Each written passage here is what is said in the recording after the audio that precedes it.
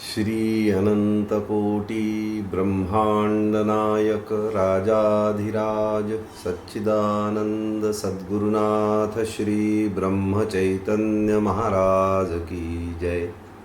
सद्गुरु श्री ब्रह्मानंद महाराज की जय। जय जय रघुवीर समर्थ। श्रीराम 6 मार्च। श्रीराम वासनेचे प्राबल्य।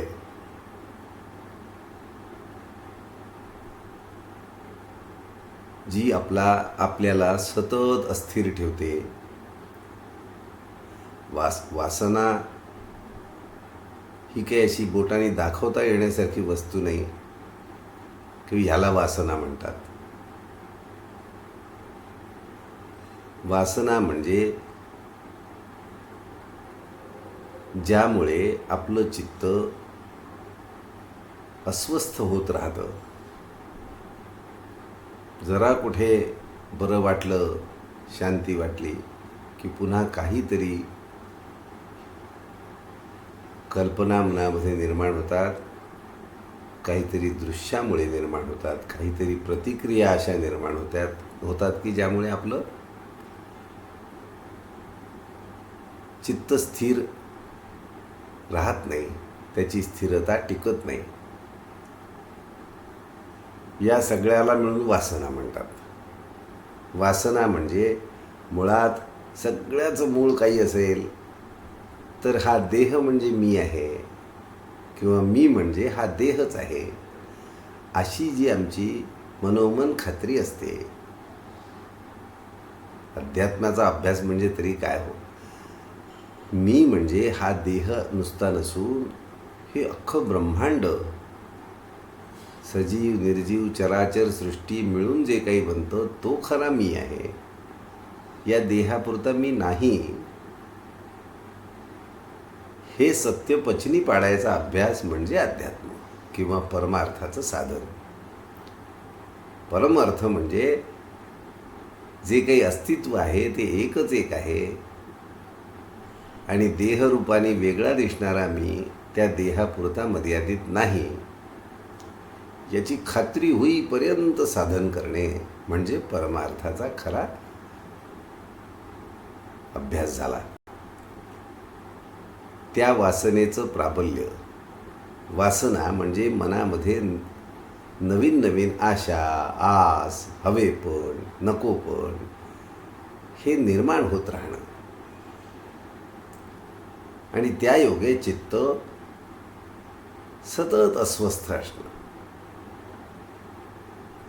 माझ्या निरूपणाचा तुम्हाला विसर पडतो म्हणूनच बरे आहे, महाराज म्हणतात। निरूपणाचा विसर पडतो, जसं वागायला सांगतो मी, जशी वृत्ती ठेवायला सांगतो ते तुमच्या लक्षात राहत नाही। एका दृष्टीने बरं आहे ते कारण नुसतं लक्षात राहिलं आणि ते होत नाही असं दिसलं की आधी सगळी वासनेमुळे चुटपुट आहेच, आता यात भर पडायची की माझे सद्गुरू सांगतायत पण मला जमत नाही।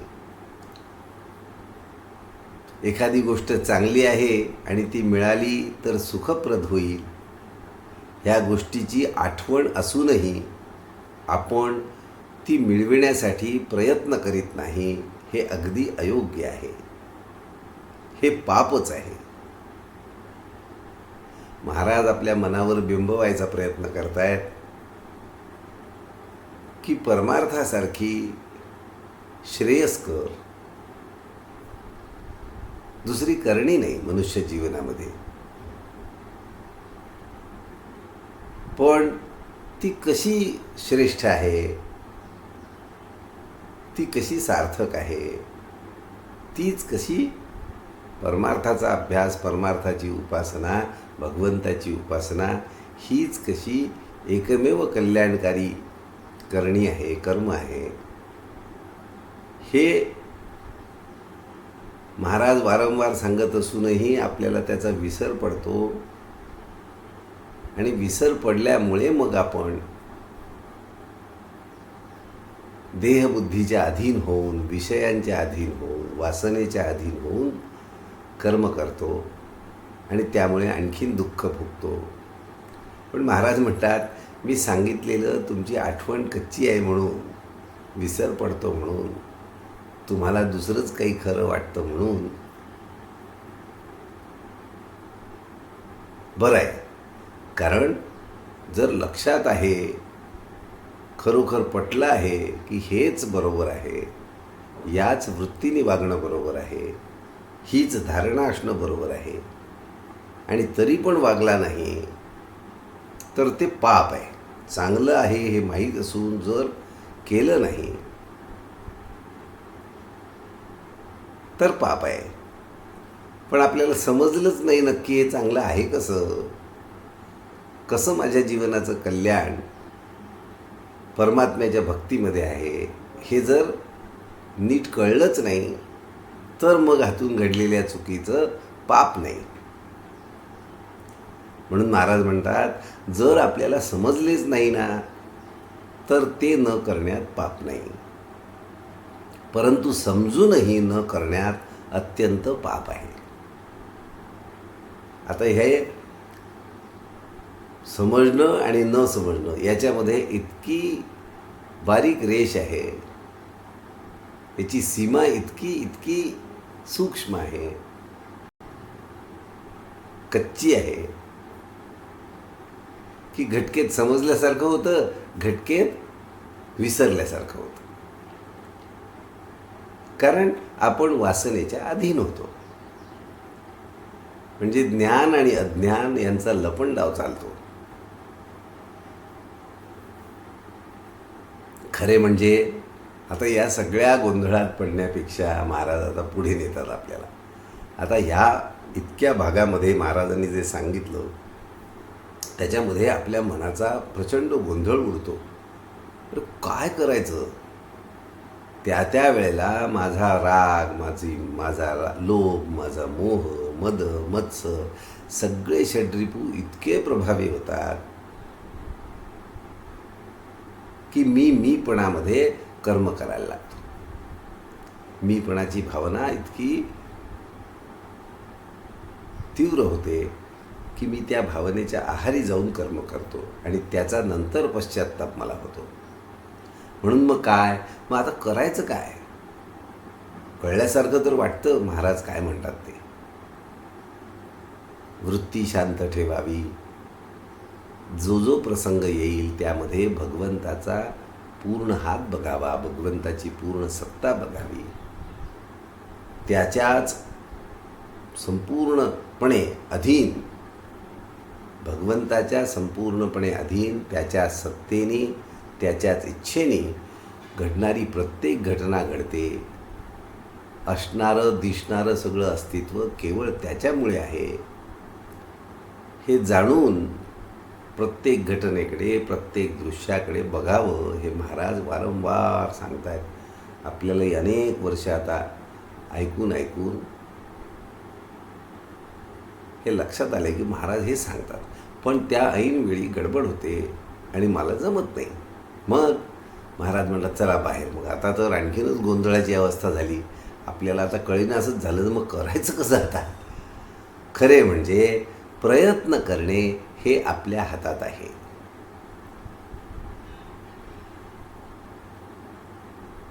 आपण ऐकतो की अंतकाळी जी मती तीच गती. म्हणजे महाराज प्रयत्न करणे आपल्या हाती आहे यावेळेला जरी म्हणत असले तरी ते गोंधळलेल्या मनुष्याला हे करू का ते करू याचा संभ्रम पडलेल्या जीवाला ते सांत्वना देत आहेत.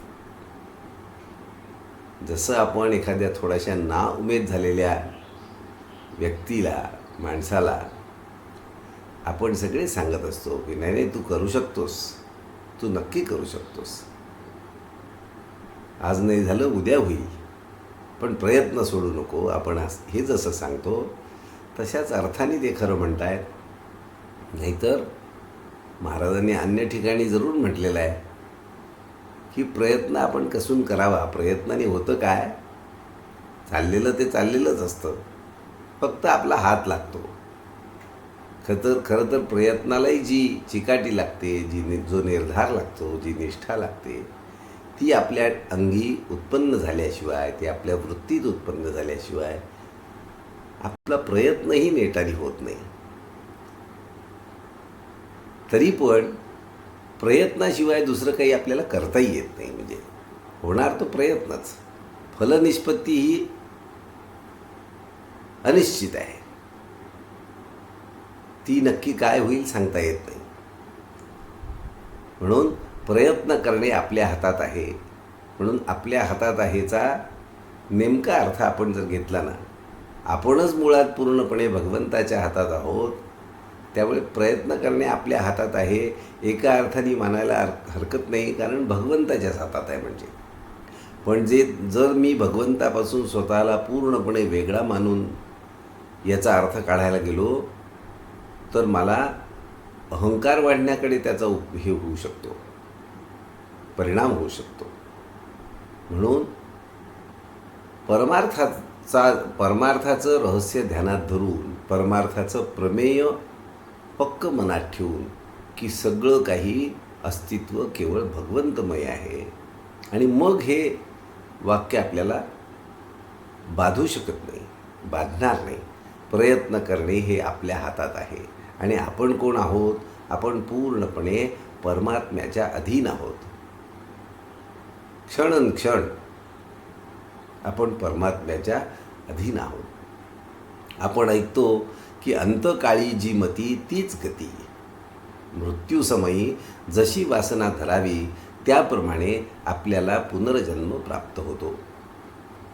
म्हणजे जीव जाताना जी काही वासना असते त्यानुसार त्याला पुन्हा दुसरा भ्रमात्मक आकार प्राप्त होतो.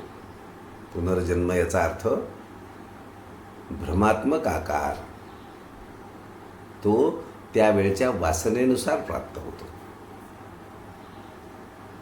म्हणून वासनेतच आपला जन्म आणि वासनेतच आपला अंत असे असताना तिला दूर कशी करता येईल? वासनेला आपल्यापासून विलग करता येत नाही. एखादा मनुष्य काळा असेल तर त्याला आपले काळेपण काही घालवता येत नाही. त्याप्रमाणे वासना ही तर सगळ्यांचंच काळेपण आहे. फक्त वासना हा अगदी सहज गुण आहे, तो त्याला तसा पालटता येत नाही.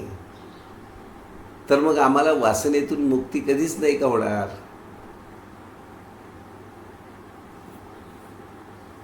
वासना कुणालाच सुटली नाही. पण ती वासना परमार्थ म्हणजे काय?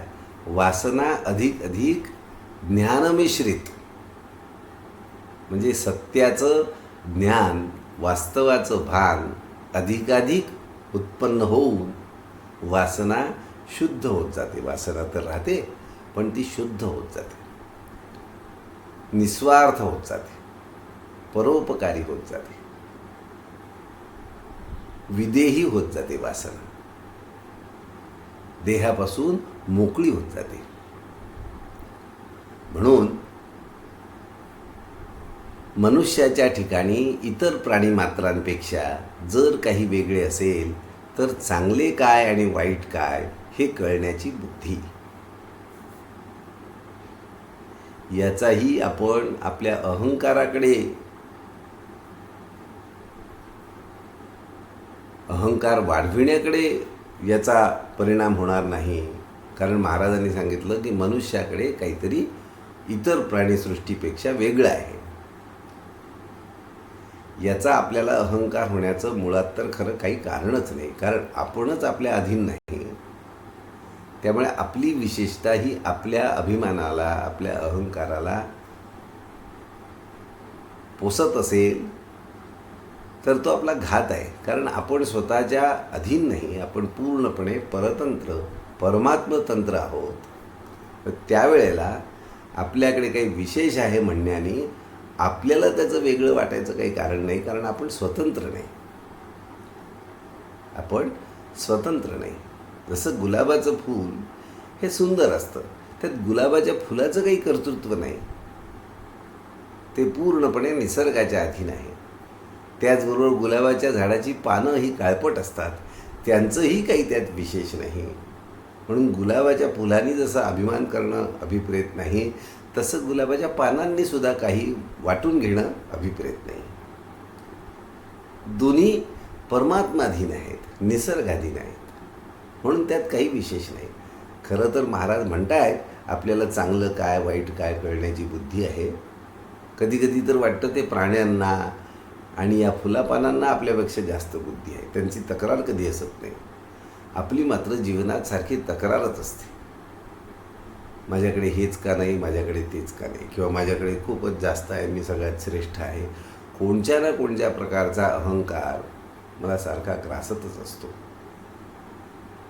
म्हणून चांगले काय वाईट काय हे कळण्याची बुद्धी आपल्याकडे आहे, म्हणजे परमात्मतत्व समजून घेण्याची आपल्याकडे बुद्धी आहे. आणि मग तो परमार्थ परम अर्थ जीवनाचा, त्याच्या कसोटीवर काय बसतं, काय टिकतं, जीवनातलं कोणचं कर्म, कोणची वृत्ती टिकते, कोणचा भाव टिकतो. दुसऱ्याला दोष देणं परमार्थाच्या कसोटीवर टिकत नाही. रागावणं परमार्थाच्या कसोटीवर टिकत नाही. लोभ धरणं दृश्याचा परमार्थाच्या कसोटीवर टिकत नाही.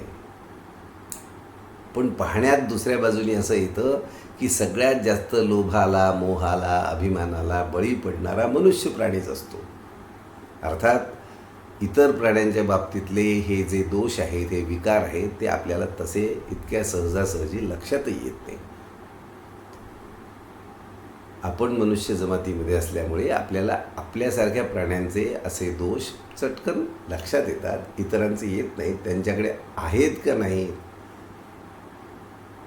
हे सांगणं थोडंसं कठीण आहे, पण त्याची आवश्यकताही आपल्याला नाही. म्हणून चांगले काय वाईट काय हे कळण्याची बुद्धी आपल्याकडे आहे. आपण कळून सवरूनही वासनेला, अहमपणाला आधार देतो. इथेच आपले चुकते. म्हणजे पुन्हा महाराज जागं याच्याकरता करतायत की आपण काय करतो, आपण बळी पडतो. वासनेला, अहंकाराला, अभिमानाला आपण बळी पडतो. याच्यामुळे आपला घात होतो, आपले चुकते. याचा अर्थ काय, आपलं नुकसान होतं. महाराजांची तळमळ ही आहे की अज्ञानापोटी आपण वासनेच्या अधीन होतो, अहंकाराच्या अधीन होतो.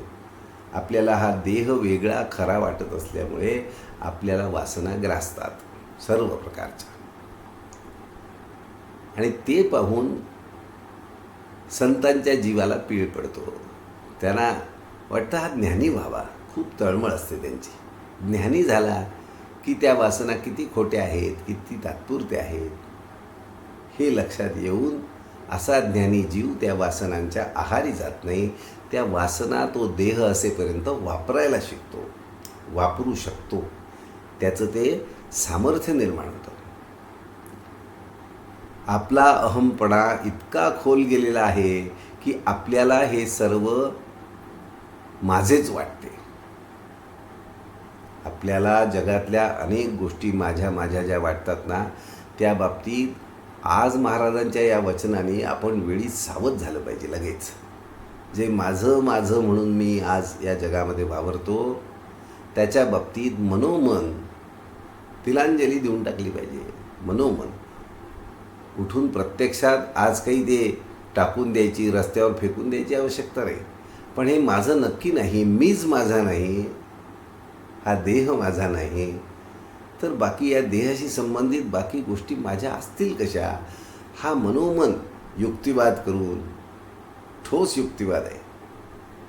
आपण त्या भ्रमातनं, माझेपणाच्या भ्रमातनं बाहेर पडण्यासाठी हा बोध महाराजांचा अत्यंत उपयोगी आहे. आपला अहमपणा इतका खोल गेलेला आहे की आपल्याला हे सर्व माझेच वाटते. खरं सांगू ना, आपल्या जीवनात तक्रार असेल कोणत्याही प्रकारची, मग ती अगदी दिसायला उदात्त तक्रार का असेना, म्हणजे कशी, या समाजामध्ये फार पाप वाढले, दुष्टबुद्धी लोक फार आहेत, त्यामुळे मला बरं वाटत नाही, फार वाईट वाटतं. देशामध्ये देशाचे हितशत्रू बसलेले आहेत, ते देशाचं नुकसान करतात. याबद्दल मला वाईट वाटतं. मी दुःखी असतो. हे सगळं अहंकाराचं लक्षण आहे बरं. आणि असा स्वतः अहंकाराच्या प्रभावाने दुःखात गर्तेत बुडालेला मनुष्य हा ना समाजाकरता काही करू शकतो, ना स्वतःकरता काही करू शकतो. तो नुसता रडतच राहतो. हे आपल्या लक्षातच येत नाही. तक्रार करून काही साधत नाही. तक्रारीवर शक्य असेल तेव्हा इलाज करणं हे श्रेयस्कर आहे. आपल्याकडनं जेवढा होण्यासारखा इलाज आहे तो त्या त्या वेळेला करून मोकळं होणं. पण तक्रार मनामध्ये न राहणं हे परमार्थाचं साध्य आहे. माझी बायको, माझी मुले, माझे घर, माझे माझे म्हणून किती सांगावे. त्या माझेपणामुळेच अहंभाव वाढीला लागून हे माझं माझं करण्याने माझा अहंभाव वाढीला लागतो. म्हणून मनाला नाम म्हणजे तरी काय, नामस्मरण, परमात्मस्मरण म्हणजे हेच, हे माझं काहीही नसून माझा देहच माझा नाही इथपर्यंत ते आणणं. बाकीचं तर माझा असायचा प्रश्नच येत नाही. हा देहच माझा जर नाही तर मग माझं बाकीचं काय असू शकतं. असं माझेपण पूर्णपणे घालवणं हा परमार्थाच्या अभ्यासाचा हेतू आहे, उद्देश आहे, लक्ष्य आहे. त्या माझेपणामुळेच अहंभाव वाढीला लागून सर्व काही आपल्या मनाजोगते, आपल्याला सुख देणारे हवेसे वाटू लागते आणि दुःख अगदी नकोसे वाटते. म्हणजे मनाविरुद्ध गोष्टी नको वाटतात, मनासारख्या हव्याशा वाटतात आणि त्या कधीही आपल्या मनासारख्या सगळ्या गोष्टी घडूच शकत नाहीत आणि त्यामुळे आपण दुःखच उगाळत राहतो, दुःखच घेऊन बसतो. अर्थात जगात कोणालाच नुसते सुख म्हणजे त्याच्या मनासारखं, इच्छेसारखं मिळत नाही. असे असूनही अहंपणाला बळी पडून सुखाच्या लालचीने मनुष्य मरेपर्यंत बरी वाईट कृत्ये करीत असतो. फक्त ही मनातली लालूच गेली ना, ही वासना गेली की बाकी कर्माचा काही प्रश्न नाही. कर्म आपोआप चाललेलं आहे. ही जेव्हा पक्की खात्री चित्ताला होते, बुद्धीला होते की सगळं कर्म आपोआप चाललेलं आहे. आपल्या जीवामध्ये, जीवाच्या देह मनबुद्धी चित्तामध्ये प्रतिक्रिया उमटत असतात जगामध्ये घडणाऱ्या घटनांच्या, दृश्याच्या, आणि त्या प्रतिक्रिया स्वाभाविक उठत असतात. त्याच्यामध्ये खरं तर कर्ता म्हणून आपला काहीही संबंध नसतो. म्हणून अशा लालचीने मी आणि माझं माझं करण्याने मनुष्य मरेपर्यंत बरी वाईट कृत्ये करीत राहतो. तक्रार सांभाळून ठेवतो, दुःख सांभाळून ठेवतो आणि मग त्याची वासना तशी बनत जाते. ती वासना निघतच नाही. म्हणून काही बाबतीत, प्रत्येक जीवाची काही ना काही बाबतीतली वासना इतकी घट्ट बनते की त्याला मरणसमयी दुसरं काही आठवत नाही. त्या वासनेचाच इतका प्रचंड पगडा मनावर असतो की मरते समयी तो त्याच वासनेत मरतो. तेच हवं आणि मिळालं नाही म्हणून झुरत मरतो आणि त्यामुळे त्या सूक्ष्मजीवाला तो देह प्राप्त होतो त्याच्या अनुकूल.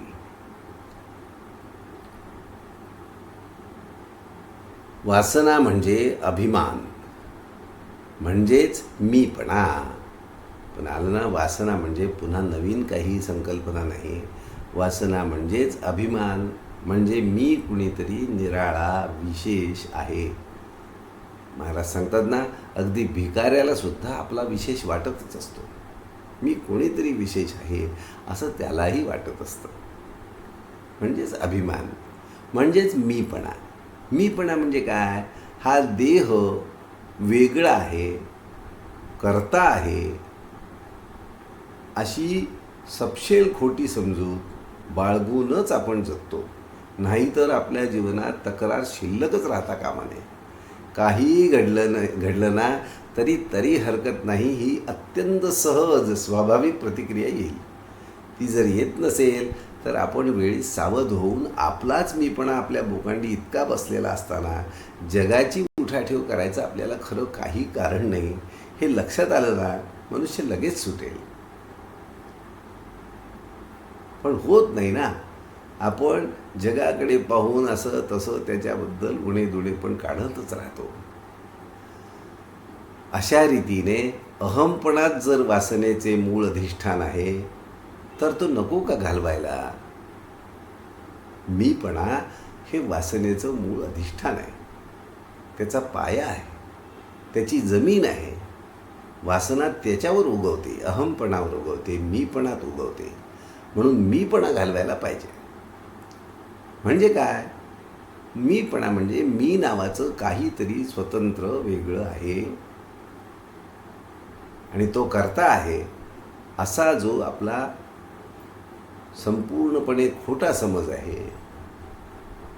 म्हणून तडजोडीची सुद्धा भूमिका घेऊ नये मधली. म्हणजे नाही आपण प्रयत्नापुरते असतो असं जरी म्हटलं, मी निमित्तापुरता असतो म्हटलं ना, तर तेवढा अभिमान पुरतो आपल्या बोकांडी बसायला आणि मग तो आयुष्यभर आपल्याला सोडत नाही. आपण सपशेल स्वतःला नाही म्हणावं, आपलं अस्तित्व नाकारावं. ते शुद्ध नाम आहे बघा. नामस्मरण याचा अर्थ तूच आहेस, मी नावाचं काहीही अस्तित्वात नाही. जे मला जाणवतंय ते एकच एक आहे. मनुष्याचा अहमपणा इतका खोल मुरलेला आहे की त्याचे निर्मूलन करायला तसेच सूक्ष्म अस्त्र पाहिजे. ते परमेश्वराच्या अगदी जवळचे आहे आणि नामा इतकं प्रभावी सूक्ष्म अस्त्र दुसरं कोणतंच नाही. म्हणजे जे विस्मरण झालेलं आहे, परमात्म तत्वाचं विस्मरण, एकच एक असलेल्या त्या परमात्म्याचं विस्मरण झाल्यामुळे मीपणाचं स्मरण टिकलंय, अहमपणा टिकलाय, अहंकार टिकलाय आणि त्यामुळे वासना टिकली आहे. मग नाम काय म्हणतं? ज्याचं विस्मरण झालंय ते स्मरण स्थिर करण्यासाठी नामाचा उपयोग आहे आणि ते एकमेव साधन आहे की ज्याच्यामुळे माझ्या चित्तातला भ्रम, मीपणा, अभिमान, अहंकार हा नाहीसा व्हायला, नाहीसा कमी व्हायला नाही, कमी कमी होतच नाहीसा होणार, पण नाहीसा करण्याचं एकमेव साधन आणि हुकमी साधन निश्चित होणार. काहीही विचार न करता नाम घेत राहणे, होईल तसं नाम घेत राहणे, असा निर्धार ज्या प्रमाणात होईल त्या प्रमाणात आपलं नाम टिकायला लागेल आणि घेऊन घेऊन घेऊन घेऊन त्याची गोडी उत्पन्न होईल. गोडी उत्पन्न झाली की ते आणखीन स्थिरावेल आणि मग करता करता आपल्याला याची देही याची डोळा याच जीवनामध्ये प्राप्त होण्यासारखी स्थिती म्हणजे माझी मज झाली अनावर वाचा छंद या नामाचा घेतला असे, अशी तुकोबारायांची जी स्थिती झाली ना तीच आपली होऊ शकते. तीच बाकी प्रपंचाच्या दृष्टीने लौकिक अर्थाने आपले प्रपंच वेगळे असू देत, पण आपली मनस्थिती, आपली वृत्ती ही ज्ञानमय होऊ शकते जशी तुकोबारायांची होती. त्या बाबतीत आपण सगळे एकसारखे आहोत. आपण परमात्म स्वरूप आहोत, फक्त त्याचं भान आपल्याला नाही. ते भान जागेवर आणणं याच्यासाठी हा सगळा परमार्थाचा, साधनाचा उपयोग आहे. नाम हे परमात्म्याच्या अगदी जवळ आहे, परंतु एवढं कळूनही आपण ते आवडीने, निष्ठेने घेत नाही. आम्हाला सर्व काही समजते, परंतु नामस्मरण करण्याचा आळस आपल्यात भरलेला आहे. खरोखर नामसारखं साधन जे आहे ना त्याला आळससुद्धा काही करू शकत नाही हो. इतकं ते फक्त पटलं पाहिजे. त्याला घ्यायला वेगळं उठून काही करावं लागत नाही, वेगळी कृती नाही, देहाने काही करायचं नाही, मनाने फक्त नामस्मरण करायचं. नामस्मरण म्हणजे काय? मी नाही, तूच फक्त आहेस. मी अजिबात अस्तित्वातच नाही, याचा सारखा मारा केला मनावर तर ते वटणीवर येतं सवयीने, आणि मग त्या ठिकाणी मी पण नाहीसं होतं. भगवंत करता आहे असे अनुसंधान जो रात्रंदिवस ठेवील त्याचाच अहंकार जाईल, हे ध्यानात ठेवून आपण भगवंताचे नाम घ्यावे. भगवंत करता आहे म्हणून बघा कसा अभ्यास करता येईल. आपल्याला कोणी काही केलं कोणी काही केलं हे जेव्हा दिसत असतं त्यावेळेला आपल्याला त्याच्याबद्दल प्रतिक्रिया मनात येत असतात. ह्यांनी असं कसं केलं, त्यांनी तसं कसं केलं, हे वाटलं रे वाटलं, आणि हे इतके वेळा घडत असतं दिवसाकाठी. घडलं रे घडलं, मग तो साध्या व्यवहारातला प्रसंग असो किंवा कुटुंबातला असो, मैत्रीतला असो, कुठलाही असो, निरपवाद जिथे जिथे दुसऱ्या कोणत्या जीवाने काही केलं आहे असं वाटलं त्यावेळेला पहिलं प्रमेय घ्यावं की इथे करता केवळ परमात्मा आहे. हे म्हटल्या ती जी प्रतिक्रिया येत असते एखाद्या घटनेची, कुणी काही केल्याची, ती प्रतिक्रिया अत्यंत शुद्ध होते. मुख्यतः आपल्याला त्रासदायक राहत नाही, कोणत्याही प्रकारची अस्वस्थता निर्माण करत नाही. व्यावहारिक प्रतिक्रिया जी यायची प्रारब्धाने ती येईल, पण माझी चित्तवृत्तीला धक्का लागत नाही, शांती टिकून राहते. असं भगवंत करता असल्याचं अनुसंधान जो रात्रंदिवस ठेवील त्याचाच अहंकार जाईल, हे ध्यानात ठेवून आपण भगवंताचे नाम घ्यावे. म्हणजे नाम किती समजून आणि कसं समजून घ्यावं हे सांगतायत महाराज. म्हणून ज्या ज्या वेळेला तक्रार मनामध्ये उत्पन्न होईल त्यावर तत्काळ प्रतिक्रिया न देता, कारण ती प्रतिक्रिया अहंकारात जाते, त्यामुळे आपली स्वस्थता नाहीशी होते आणि इतरांचीही स्वस्थता, शांतीभंग होते. म्हणजे तो एक प्रकारचा वायफळ आरडाओरडा होतो. मग तो लिखित असेल, बोलून असेल, इतरांना सांगून असेल, कोणत्या ना कोणत्या रूपात तो वायफळ आरडाओरडा होतो. म्हणून पहिल्यांदा प्रमेयाला झोंबावं. प्रतिक्रिया येता येतात जर प्रमेय तिथे असेल ना चित्तात की नाही करता एकटा भगवंत आहे, प्रतिक्रियात बदलते. प्रतिक्रिया बदलली की मुळात आपल्या ठिकाणी शांती टिकून राहते आणि त्यामुळे जगात देखील शांती टिकून राहते. असा तो अहंकार सहजपणे नाहीसा होतो, कारण तो खोटाच आहे. मनाने भगवंताचे होणे हे भक्तीचे मर्म आहे. भक्तीचे मर्म मी भक्ती करतो वगैरे सुद्धा टिकून उपयोग नाही. मी भक्त आहे हे सुद्धा मनामध्ये येता कामाने, बाकीचं तर सोडाच. मी नाही आहे हे चित्तात आलं पाहिजे, तो सिद्ध भक्त होतो. मी नाहीच त्यालाच खरा भक्त म्हणतात. ज्याला सपशेल लक्षात आलं की मी नाहीच, त्याला बोलायची उर्मीच राहत नाही की मी भक्त आहे, याचा भक्त आहे आणि त्याचा भक्त आहे. म्हणजे कमीत कमी चित्तामध्ये असला भ्रम बिलकुल नसतो, मी या देवाचा भक्त आहे, मी त्या देवाचा भक्त आहे. हे सुद्धा जिथे टिकत नाही तिथे अहंकार समूळ नाहीसा झाला असं म्हणता येईल.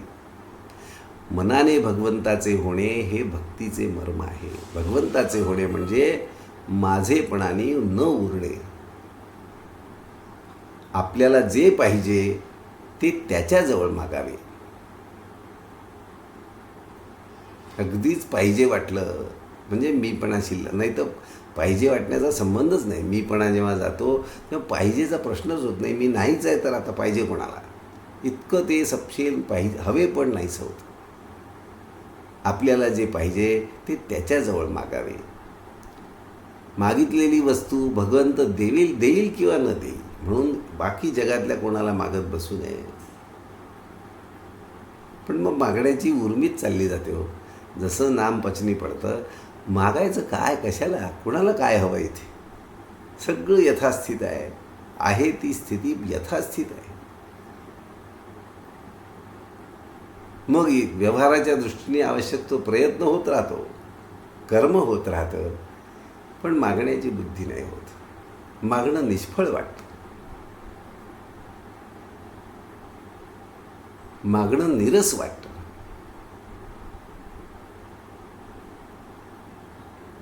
म्हणून अगदीच मागायचं झालं, महाराज आपली परिस्थिती ओळखतात. इतका काही हा पैलवान नाही आहे बा, काही ना काही मागण्याची याला इच्छा होणार. इथं मी पण जागेवर आहे, वासना जागेवर आहे. मग आता मागायचंच आहे ना, तर फक्त भगवंताला माग. दिलं तरी भले, नाही दिलं तरी भले. कारण दिली तर ठीक आहे, नाही दिली तर ती आपल्या हिताची नाही असं मानून आपण शांत राहू शकतो. कारण भगवंतावर आपला पूर्ण विश्वास आहे की तो माझ्या कल्याणाखेरीज आणखी काही करणारच नाही, अशी माझी खात्री आहे, खूप चांगली खात्री आहे. म्हणून मग तीच खात्री आणखीन दृढ करणे आणि शेवटी त्यामध्ये स्वतःला विलीन करून टाकले, स्वतः नाहीसं होणं, मीपणाने. इथपर्यंत आपल्याला प्रवास करायचा आहे. ही भावना वाढण्यासाठी भगवंत दाता आहे असे लक्षात ठेवून शक्य तितके त्याचे नामस्मरण करावे. म्हणजे पुन्हा आलं हरिदासाची कथा मूळ पदावर. नामस्मरण, नामस्मरण, नामस्मरण. अन्य काहीही आपल्याला कर्तव्य नाही. कारण आपण नाहीसं होणं हे आपलं लक्ष आहे. नाहीसं होण्यासाठी नाहीसंच व्हायला पाहिजे. आणखीन काही त्याचं कौतुक, मीपणाचं, आणखीन काही कर्माचे संकल्प अपेक्षित नाहीत, उपासनेचे संकल्प अपेक्षित नाहीत. मी नाही, तू आहेस. फक्त एकच कर्म, ते म्हणजे नामस्मरण. ते चालू ठेवून बाकीचं जसं होईल तसं होऊ द्यावं. आजचं बोधवचन आहे, जो नामात राहिला त्याचा वासनाक्षय झाला. आपणही काही ना काही अंशाने नामात आहोतच आणि त्यामुळे आपला वासनाक्षय होताना आपण पाहतोही आहोत. वासना हळूहळू शांत होत चाललेल्या आहे. वासना इतक्या प्रबळ राहत नाहीत, त्या मंदावत चाललेल्या आहेत. पण त्यात जर जलद काम व्हायचं असेल तर आपली वृत्ती नामापासून ढळलीच नाही पाहिजे. आणि नाम म्हणजे काय हे ध्यानात धरून नाम झालं ना. नाम म्हणजे आपण म्हणतो मी नावाचं काहीही नसून केवळ तू आहेस, केवळ तू परमात्मा आहेस. एकच एक परमात्मा आहे, सगळीकडे आहे, सर्व रूपात तो आहे, सर्व घटनांमध्ये तो आहे, संपूर्ण दृश्यात तो आहे. सजीव, निर्जीव, चांगलं, वाईट म्हणून जे जे काही दिसतं ते सगळं तो परमात्मा आहे. असा नामाचा आशय धरून जर माझं नाम झालं तर वासनाक्षय निश्चित आहे. वासना सोडून जातील, कारण त्या खोट्या आहेत, त्या भ्रमाने भासत आहेत. अशा त्या संपूर्णपणे नाहीशा होतील. श्रीराम. पांडुरंग माऊली.